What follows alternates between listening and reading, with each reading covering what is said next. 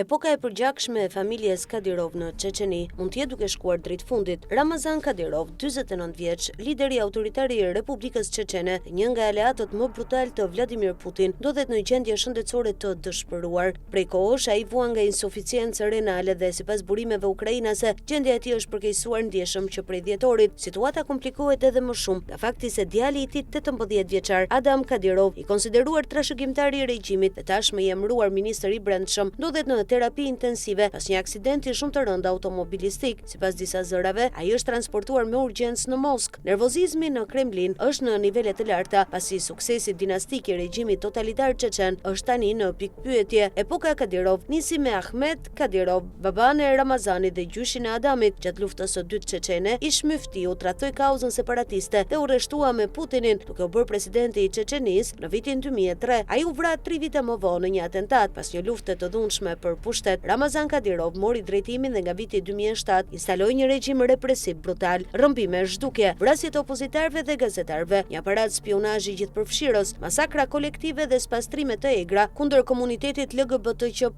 U bën shenja dalluese të regjimit të njohur si kasapi i Groznit. Kadyrov kultivoi një imazh të dhunshëm, duke u shfaqur me Rolex, Kalashnikov dhe luks ekstrem, ndërsa rindërtoi Groznin me fondet e Kremlinit, përfshirë edhe një xhami gjigande. Gjatë luftës në Ukrainë, Kadyrov u rikthye në skenë me shfaqje propagandistike. Në vitin 2022, njerëzit e tij të shtuan në një tentativë për të vrarë Volodymyr Zelenskin, ndërsa ai vetë pretendonte se ishte në front, edhe pse gazetarët lokalizuan telefonin e tij në Grozni. Megjithatë, batalionet çeçene luftuan realisht për krah ushtrisë ruse, dhe që nga viti 2023 kanë zëvendësuar pjesërisht mercenarët e Wagner, sidomos në Donbas.